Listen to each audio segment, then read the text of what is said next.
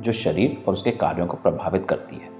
आइए समझते हैं कैसे, एस्पिरिन का उदाहरण लेकर। एस्पिरिन की गोली निगल लेने के बाद वह आपके डाइजेस्टिव सिस्टम में कई चरणों की एक यात्रा पर जाएगी। चलिए देखते हैं।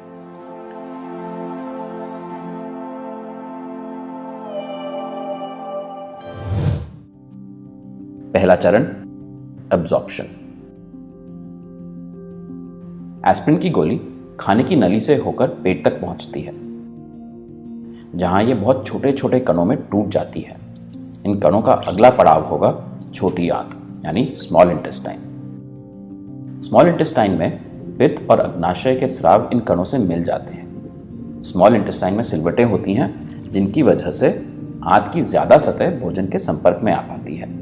इन सिलवटों पर उंगलियों की आकार की छोटी छोटी बनावटें होती हैं, जिन्हें विलस कहा जाता है।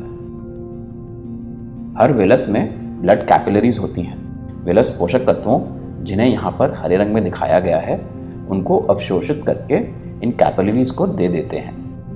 दवा का अवशोषण तब होता है जब वे प्रवेश करती हैं खून में, जो कि दवा को पूरे शरीर में फैला देता है।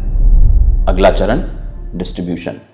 ब्लड प्लाज्मा में एल्ब्यूमिन नाम के अणु होते हैं। एल्ब्यूमिन पोषक तत्वों से जुड़कर उन्हें पूरे शरीर में पहुंचा देता है। उसी तरह एल्ब्यूमिन दवा से भी जुड़ जाता है। यहाँ आप एस्पिरिन के अणुओं को एल्ब्यूमिन से जुड़ते हुए देख सकते हैं। एस्पिरिन के जो भी अणु एल्ब्यूमिन से जुड़ जाते हैं, उन्हें लिवर फिल्टर करके शरीर से बाहर निकाल देता है। केवल शेष एस्पिरिन अणु ही शरीर में फैलकर अपना काम कर पाते हैं। अगला चरण, मेटाबॉलिज्म। एस्पिरिन की यात्रा का अगला पड़ाव है लिवर। एस्पिरिन युक्त ब्लड लिवर की नीचे वाली नस से लिवर में जाता है और ऊपर वाली नस से बाहर निकल जाता है। लिवर फिल्टर की तरह काम करता है। ये दवाओं को शरीर में फैलने से पहले मेटाबोलाइज कर देता है। एस्पिरिन की बहुत कम मात्रा ही सफर में आगे बढ़ती है और दर्द वाली जगह तक पहुंचती है। आपका शरीर एस्पिरिन को इतना फिल्टर कर चुका होता है कि उसकी ली गई मात्रा में से केवल 68% ही शरीर पर कुछ असर कर पाती है। इस प्रतिशत को दवा की जैव उपलब्धता या बायो अवेलेबिलिटी कहा जाता है। अगला चरण, एक्शन। अब हम उस जगह पहुंच चुके हैं जहां स्किन के टिश्यू को चोट लगी है। स्किन टिश्यू यहां प्रोस्टाग्लैंडिन नाम का एक केमिकल बना रहे हैं, जो सूजन पैदा कर रहा है।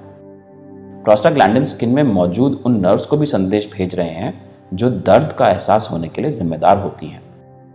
एस्पिरिन के अणु खून के माध्यम से यहां पहुंचकर इस प्रोस्टाग्लैंडिन को बनने से रोक देते हैं। इससे सूजन कम हो जाती है और दर्द का एहसास भी कम हो जाता है। यानी एस्पिरिन ने अपना काम कर दिया।